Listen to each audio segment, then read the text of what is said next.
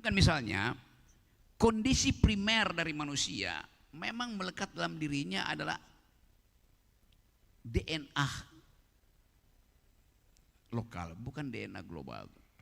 Nah itu juga yang menerangkan kenapa kalau pemerintah pakai DNA global atau DNA nasional, itu nyampenya informasinya dan pengertiannya nyampenya 2% di masyarakat lokal.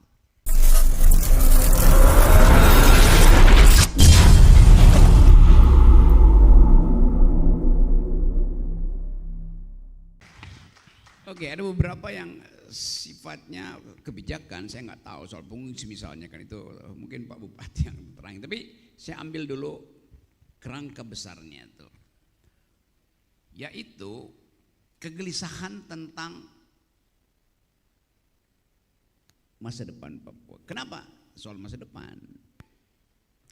Karena diimpos ke dalam masa depan itu seolah-olah Papua harus berubah. Seolah-olah Papua harus ikut prinsip market ekonomi. Seolah Papua harus dikendalikan oleh prinsip-prinsip efisiensi berdasarkan kalkulasi kebijakan ekonomi semata-mata. Jadi itu soalnya di situ. Jadi kalau kita pelajari misalnya hak untuk bersuara akhirnya dihitung berdasarkan efisien tidak secara ekonomi itu. Kritik itu. Saya ada di kota Sydney, saya turun di bandara. Malam hari bandara itu sepi. Padahal saya tahu itu bandara 24 jam. Saya bicara dengan petugas di situ. Terus dia bilang begini, betul Pak, bandara kami di kota Sydney sudah diatur dengan aturan baru hanya boleh beroperasi sampai jam 10 malam. Kenapa begitu? Karena ada protes dari masyarakat kota Sydney bahwa malam hari mereka ingin menikmati kebahagiaan tanpa bising pesawat. Kalkulasi ekonomi mengatakan rugi nanti kalian kota. Karena 30% dari pendapatan kota itu akan hilang. Tapi masyarakat di situ mendalilkan kami lebih butuh kebahagiaan dibandingkan uang yang 30% hilang itu tuh. Coba Anda bayangkan, nilai ekonominya dia nggak peduli lagi. Wali kota Sydney mengerti jalan pikiran masyarakat kota Sydney. Oke, dia putuskan. Oke, kalau begitu kebahagiaan lebih penting daripada kemewahan. Ini kota metropolitan. Hal yang sebetulnya mengingatkan kita bahwa prinsip yang sama ada di dalam keinginan yang tak terucapkan oleh masyarakat di Papua itu. Ada urusan apa? Dibujuk untuk pergi ke mall, dibujuk untuk ada fasilitas modern. Kalau rasa bahagianya tidak ada. Nah ini yang kita sebut sebagai new kind of humanism atau post-humanism, post-humanity. Jadi yang saya terangkan tadi, diskurs baru tentang kemanusiaan yang adil dan beradab bahkan itu tidak dipedulikan karena regulasi mengatakan seluruh desa di Indonesia harus ditata dengan hukum yang sama, hukum undang-undang tentang desa. Padahal jelas desa di Sukabumi beda dengan desa di Manado beda dengan desa di Mimika kan, itu intinya. Jadi keragaman itu hilang akhirnya tuh, karena standar berpikirnya adalah patriarkis tuh. Demikian juga teologi mungkin mesti ungkapkan sedikit tentang teologi yang basisnya adalah local wisdom itu. Tadi Pak Pendeta, misalnya Pak Pendeta laki-laki itu kalau berkhotbah tentu ada bias patriarki di situ. Apapun. Nanti dianggap misalnya perempuan itu adalah the second sex. Karena dia diciptakan dari tulang rusuk Adam, maka Adam lebih sempurna. Oh ya. Itu ajaran konservatifnya bilang begitu. Tapi kalau kita pakai ilmu pengetahuan misalnya, coba saya periksa sedikit. Perempuan tergantung pada laki-laki karena perempuan ini diambil dari tulang rusuk laki-laki. Oke. Genealoginya begitu. Tapi coba kita tanya, lalu Adam dibuat dari apa? Dari tanah liat. Lebih bersih mana tanah liat dengan tulang rusuk? Tulang rusuk udah ada mineral di situ, tanah liat itu masih becek. Jadi perempuan sebetulnya lebih bermutu daripada laki-laki. Karena perempuan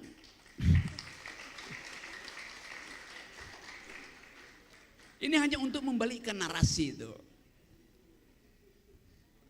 Ya, tapi perempuan tubuhnya tidak kuat untuk menahan penderitaan laki-laki. Bang Rocky, ini ada yang tepuk tangannya setengah-setengah ini. Ini narasinya bagaimana ini? Oke, saya cari cara supaya mereka tepuk tangan sempurna nanti. Oke, saya cari akal dulu. Laki-laki bilang bahwa perempuan itu tidak tahan menderita, tidak kuat fisiknya. Sekarang coba kita perhatikan ya. Kalau Pak Pendeta sebagai laki-laki atau siapapun di sini sebagai laki bisa menstruasi, hari kedua dia pingsan. Pasti. Oke, tepuk tangannya kurang banyak juga ya.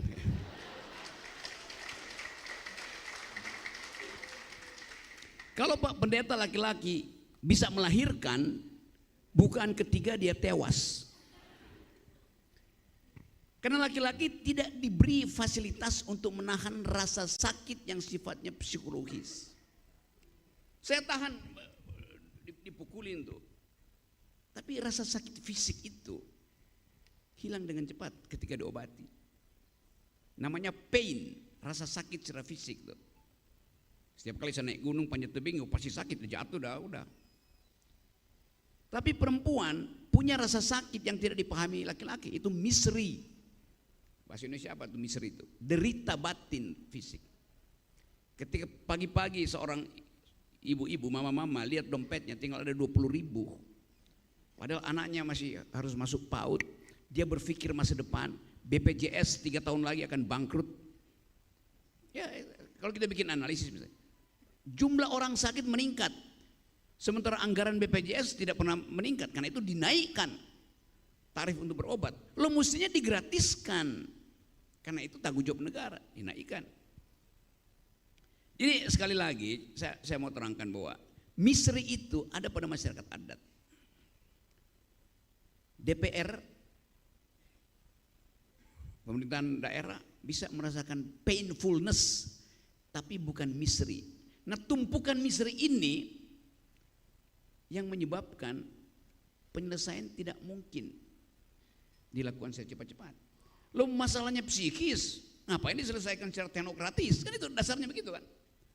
Seluruh kebijakan diturunkan, Pak Jokowi guyur uang di situ. Ya, tapi uangnya itu apa? Besok uangnya habis minta lagi, lalu marah lagi. Kok minta melulu? Ya karena penyelesaiannya bukan secara teknokratis, tapi misery itu. Lingkungan itu adalah perempuan yang disiksa oleh kebijakan. Itu soalnya segitu, sestandar itu masalah kita tuh. NKRI harga mati, ya betul. Selalu dianggap demi NKRI harga mati. Tidak pernah dihitung kapan NKRI mati dan mati beneran. Berapa lama NKRI mati kalau krisis ekonomi datang minggu depan? Coba kita hitung. Kalau terjadi eskalasi di Pacific Basin, di Danau Pasifik, di Lautan Pasifik misalnya, potensial ketegangan antara Cina dan Amerika, dari ketegangan ideologi pergi pada ketegangan ekonomi, lalu meledak menjadi perang terbuka, potensial akan terjadi di situ. Apa urusan dengan Indonesia? Di situ kita hitung berapa lama NKRI bisa bertahan. Kalau Amerika misalnya menutup Laut Cina Selatan, mungkin armada ke-7 di Okinawa diturunin ke arah Singapura, yang dari Filipina itu dinaikkan ke arah Taiwan, maka kita dijepit di situ. Dalam hitungan intelijen, kalau terjadi perang Pasifik yang sangat potensial terjadi, NKRI akan mati pada jam ke-14. Hanya 14 jam kita bisa bertahan. Karena jalur itu adalah jalur import kita. Vitamin kita import di situ, antibiotik kita import lewat Cina Selatan, lewat Laut Cina Selatan. Daging masih kita import dari Brasil tuh, gandum masih kita import dari Amerika tuh. Bayangkan kalau terjadi ketegangan di situ, Amerika bilang no fly zone, nggak boleh ada yang melintas di situ, langsung di jedor pesawatnya. Kita hanya bisa bertahan. BBM masih kita import lewat Cina Selatan, Laut Cina Selatan. Kita hanya bisa bertahan 14 jam. Selesai Indonesia. Mau ngapain coba? Kita bilang kita punya tambang emas, kita punya minyak, iya. Tapi itu adalah potensial yang ada di kita. Kita punya nikel entar lagi 2 tahun lagi habis. Jadi kalkulasi-kalkulasi itu yang saya sebut tadi, Papua harus dibaca di dalam kondisi strategis global politics juga. Berapa banyak mahasiswa Papua yang belajar di Jawa tidak bisa lagi makan Indomie karena gandum untuk bikin Indomie itu nggak bisa masuk Indonesia karena dijepit kita di Amerika. Berapa banyak ibu-ibu hamil yang akan kesakitan di puskesmas karena tidak ada painkiller, nggak ada obat antibiotik misalnya.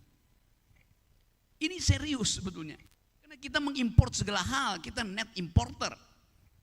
BBM kita masih net importer, beras kita net importer, listrik juga kita import. Jadi problem besar bangsa ini. Sementara Papua akan jadi bagian yang paling lemah untuk disorot oleh internasional karena soal hak asasi manusia, soal kerusakan lingkungan segala macam. Jadi kalau pemerintah bilang bahwa ya Jawa sekarang kelebihan listrik, benar. Bukan karena ada pasokan listrik baru, tapi karena ada deindustrialisasi. Pabrik-pabrik itu kabur dari Indonesia. Karena tahu bahwa stabilitas politik tidak memungkinkan, karena tahu bahwa korupsi masih tinggi sekali itu. Jadi pabrik-pabrik pindah ke Vietnam, pindah ke Cina, pindah ke Thailand. Akibatnya listriknya tidak dipakai, maka kelebihan listrik. Jadi kita juga mesti baca narasi-narasi tipuan itu tuh, seolah-olah Jawa kelebihan listrik. Tidak kelebihan listrik.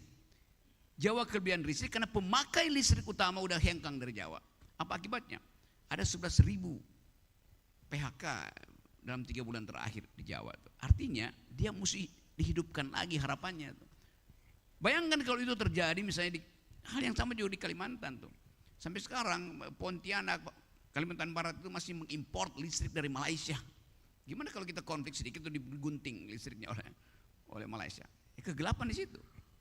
Sangat mungkin juga IKN itu akan pakai listrik impor. Jadi sekali lagi saya mau lihat itu bukan sekedar Papua tadi atau Timika, tapi ini bagian dari krisis kebijakan secara nasional yang mungkin akan tumbuh lebih berbahaya ketika transisi dari Pak Jokowi ke Pak Prabowo tidak mencapai maksimal, karena sampai sekarang masih bertengkar siapa jadi menteri ini, siapa jadi menteri itu. Itu problem soal NKRI harga mati tadi itu. Lalu ada ibu siapa tadi ya, ibu soal apa lagi tadi ya, Rafael tadi udah tuh, ibu DPRD itu yang mengerti dari awal desain pemekaran itu justru untuk memekarkan konflik. Pada akhirnya begitu orang lihat. Karena nggak ada alasan rasional tuh. Sampai sekarang kita nggak tahu alasan rasional apa. Sampai sekarang mungkin Poldanya bahkan masih satu itu kan. Jadi kita nggak pernah mengerti itu. Tapi oke, kita paham bahwa ya mungkin skalanya terlalu besar dan akan dibuat juga di Jawa tuh. Jawa saya dengar akan dibikin 14 provinsi, akan ditambah provinsi di situ. Buat apa? Ya buat menyalurkan mereka yang punya jabatan tapi punya pangkat tapi nggak punya jabatan, misalnya itu. Jadi tetap orang curiga karena narasinya tidak dibuka pada publik. Demi apa itu dimekarkan? Ini soalnya. Jadi silakan persoalkan sebetulnya ke tingkat yang lebih berwenang untuk menjawab itu. Apalagi apa Aloy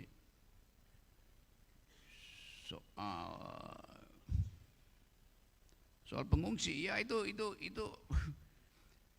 jadi dalam soal pengungsi selalu ada problem sosial yang ditinggalkan bukan oleh pengungsi tapi kebijakan tentang pengungsi. Bukan pengungsi yang bikin masalah tapi kebijakan tentang pengungsi, dan itu hal yang menimbulkan gesekan kultural sebetulnya. Jadi itu saya kira terlalu teknis, saya tidak tahu bagaimana kebijakan itu dibuat tuh. Apalagi ya, penghormatan terhadap tradisi lokal tuh. Satu waktu ada seorang perempuan namanya Hannah Arendt. Dia pengkritik pemerintahan Nazi Jerman dulu, karena itu dikejar-kejar oleh Nazi. Lalu dia pindah ke Amerika, di New York dia bikin sekolah yang disebut New School of Social Research itu. Satu waktu Profesor Hannah Arendt kasih kuliah pakai bahasa Jerman. karena dia orang Jerman. Lalu publiknya menganggap, kenapa mesti pakai bahasa daerahmu? Ini kan seminar internasional tuh. Kata Hannah Arendt, saya menguasai bahasa Inggris, tapi saya dikuasai oleh bahasa ibu saya, itu bahasa Jerman. Bayangkan misalnya, kondisi primer dari manusia memang melekat dalam dirinya adalah DNA lokal, bukan DNA global. Nah itu juga yang menerangkan kenapa kalau pemerintah pakai DNA global atau DNA nasional, itu nyampenya informasinya dan pengertiannya nyampenya 2% di masyarakat lokal. Karena lack of grammar di situ, ada kesenjangan grammar, kesenjangan narasi.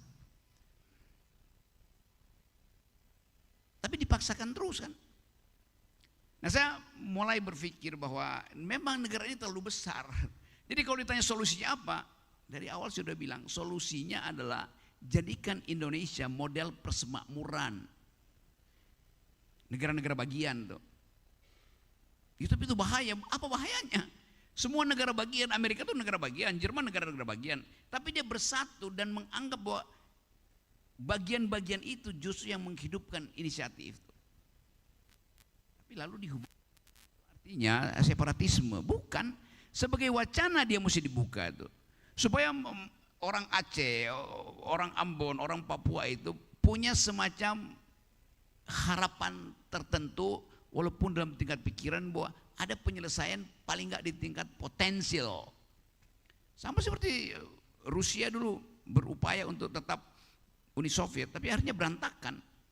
Lalu sekarang setelah bercerai tetap ada kesepakatan untuk mengakui kesamaan etnisiti dan kesamaan kepentingan. Jadi mesti berani kita ucapkan itu.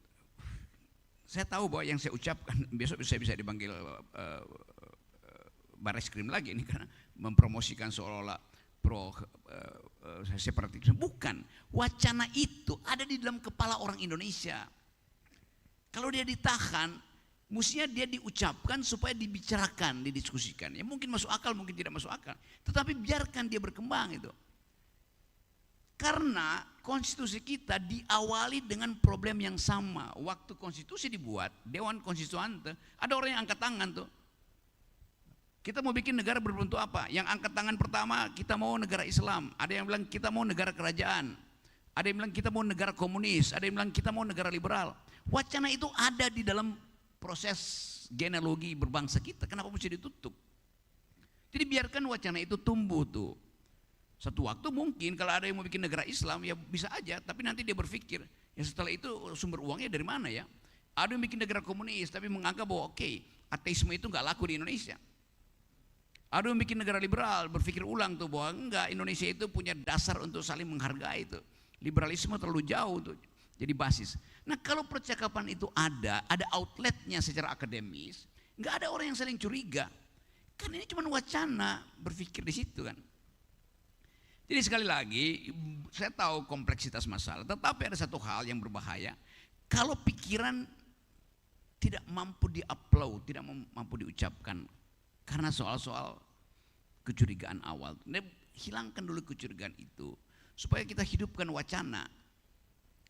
Nah pembicaraan semacam ini yang biasa kita ucapkan di universitas. Tetapi justru pikiran universitas itu tidak dianggap sebagai main ideas buat pemerintah. Pemerintah jadikan universitas itu cuma referensi doang. Begitu keputusan dibuat, oke, universitas kasih pembenaran. Sama seperti IKN kan. Presiden Jokowi putuskan, pindahkan ibu kota, oke. Setelah itu dia minta universitas-universitas untuk bikin AMDAL. Loh udah diputuskan secara politik, ngapain bikin AMDAL lagi? Sekarang kacau akhirnya tuh. Karena tidak ada AMDAL, berantakan prinsip itu. Jadi sekali lagi kita ingin supaya LSM, dunia akademis itu betul-betul mempromosikan problem Papua ini dalam narasi akademis. Supaya tidak dicurigai. Demikian sebaliknya, begitu narasi akademis itu tiba di Jakarta, mesti dianggap ini sebagai desain alternatif, bukan desain yang mengganggu. Hanya itu sebetulnya intinya tuh. Selebihnya adalah keahlian kita untuk berdiplomasi kan, gampang aja tuh. Teologi mungkin diubah sedikit kalau mulai ada semacam keinginan untuk menghasilkan protes sosial, ya teologinya dibikin sedikit Amerika Latin lah, teologi of liberation. Kalau ada problem untuk menghidupkan kembali wacana di dalam masyarakat Papua bahwa ibu bumi itu, bahwa Papua itu adalah rahim bumi itu, ucapkan feminist point of view atau feminist teologi itu tentang bahwa kita semua dihidupkan oleh rahim, kita semua lahir dari rahim perempuan. Perempuan dari awal sudah mampu membagi keadilan. Karena ketika seorang ibu hamil, dia mesti membagi nutrisi dengan anaknya, dia membagi kecemasan dengan bayinya tuh. Jadi keadilan itu dipahami oleh perempuan langsung dari proses hidup dia tuh. Saya nggak perlu terangkan teori keadilan versi John Rawls, John Locke, John Mukidi pada perempuan. Karena perempuan dari hari ke hari menghadapi ketidakadilan. Begitu perempuan, kita lahir dari rahim perempuan, kita pindah ke rahim laki-laki. Rahim laki-laki itu namanya NKRI harga mati. Rahim laki-laki itu namanya APBN, APBD. Jadi karena ini soal wacana, kita buka wacana baru bahwa keadilan itu didalilkan dari awal, yaitu rahim perempuan. Bahkan kecerdasan manusia pertama-tama dihasilkan oleh rahim perempuan. Kenapa? Untuk bertahan dalam evolusi, manusia baru mesti dilahirkan. Dari mana dia lahir? Ya dari rahim perempuan. Apa artinya? Rawat rahim perempuan itu dengan kasih sayang dan dengan nutrisi itu. Karena itu stunting harus dimulai dengan intervensi ke dalam rahim perempuan. Kalau ya makan siang gratis itu kan ya apalagi dia untuk sekedar mempertahankan sesuatu tuh. Tapi otak anak-anak itu, otak bayi itu udah terbentuk sampai dia usia 3 tahun udah lengkap otaknya tuh. Kalau dia kekurangan gizi dari awal, diintervensi di tahun ketiga keempat gak ada gunanya tuh. Otaknya udah menciut secara fisiologis tuh. Nah soal-soal ini yang kita ingin hidupkan sebagai wacana untuk memungkinkan Jakarta itu mengerti bahwa ada local wisdom yang berguna. Tentu ada banyak juga local wisdom yang berbahaya tuh. Karena menganggap bahwa perempuan itu sekedar mainan, perempuan itu sekedar properti, perempuan itu bisa ditukar tambahkan secara adat. Tetapi mesti dilihat di belakang itu ada narasi apa tuh. Jadi ini kompleksitas ini yang mestinya didekati secara sekali lagi antropologi, hermeneutics sebetulnya, hermeneutic of suspicion, feminist teologi. Nah ini bagus betul kalau GKI mengambil konsep ini dan diupload. Paling enggak ya sebulan sekali ada wacana supaya wake up call. Ini ada lonceng untuk membangunkan Jakarta bahwa Papua bisa menyelesaikan dirinya sendiri sebetulnya dan menyumbang penyelesaian lebih luas pada masalah Indonesia. Kalau kesempatan untuk berwacana itu tidak dihalangi oleh arogansi APBN, dihalangi oleh arogansi untuk penempatan perwira-perwira militer atau perwira-perwira kepolisian yang sekarang undang-undangnya lagi dipersoalkan oleh LSM karena dianggap bahwa itu artinya membekali polisi itu dengan kemampuan di luar kemampuan perdamaian, civilian value, macam-macam. Jadi diskusi ini juga mesti diperluas supaya tidak saling mencurigai dan akibatnya adalah kesempatan kita untuk menata Papua tidak didasarkan pada keinginan untuk menempatkan orang yang berkuasa, tapi untuk menempatkan orang-orang yang punya perspektif kemanusiaan.